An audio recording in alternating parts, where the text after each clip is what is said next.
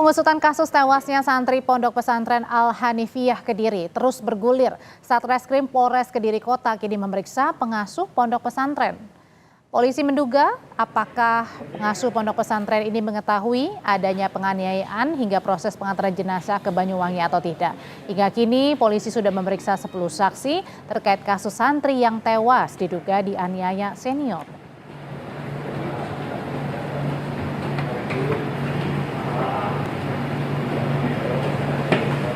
Terakhir masih kami dalami terkait untuk pengetahuan dari pihak pondok akan pemberitahuan dari para santri sejak kapan beliau mengetahui dan sampai dengan tahapan beliau mengantarkan korban kepada keluarga di Banyuwangi.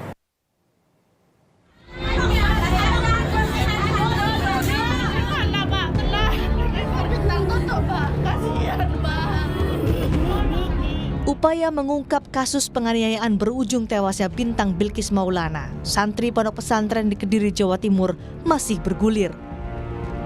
Dalam rekonstruksi yang digelar di Mapolres Kediri, keempat tersangka penganiayaan itu punya perannya sendiri. Dari keempat tersangka ini sama-sama semuanya punya peran dalam hal penganiayaan ataupun pengeroyokan sehingga menyebabkan kematian korban. Ada pakai alat atau tangan kosong? Sementara menggunakan tangan kosong, jadi benda tumpul yang sesuai dengan keterangan dokter menerima sehingga terjadinya luka di tubuh korban. Menurut kuasa hukum, pelaku awalnya tak ada niatan menyakiti korban. Mereka kerap kali mengingatkan korban untuk menjalankan kewajiban yang jadi aturan di pondok. Tapi menurut pelaku, korban tidak ada perubahan hingga terjadi kesalahpahaman yang berujung pada penganiayaan dan tewasnya seorang santri. Apa penyebab dari 4 pelaku anak ini melakukan penganiayaan ini? Kesalahpahaman, artinya memang di pondok itu kan kadang-kadang mengingatkan, saling mengingatkan agar melakukan sebuah kewajiban yang menjadi aturan main pondok. Nah, kemudian karena ketika diingatkan kok kemudian korban sampai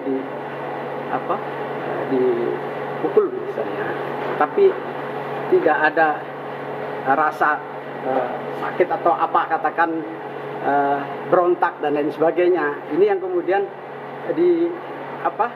dianggap kayak disadarkan bagaimana cara menyadarkan itu.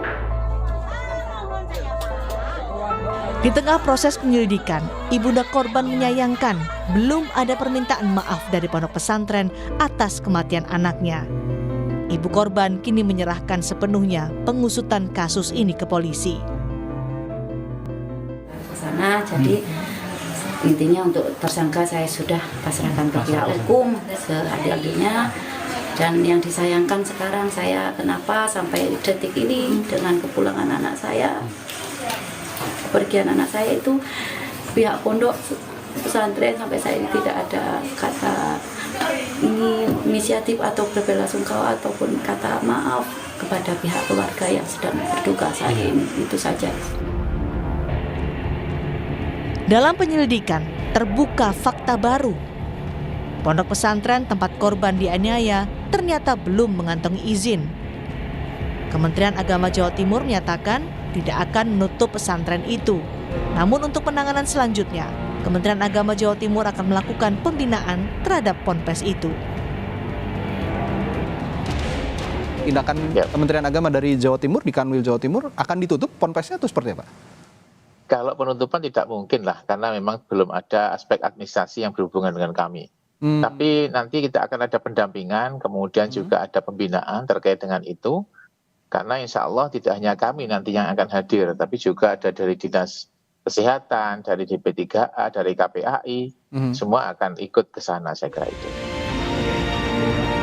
Hingga kini, Polres Kediri Kota telah menahan 4 orang tersangka yang berusia 16 hingga 18 tahun.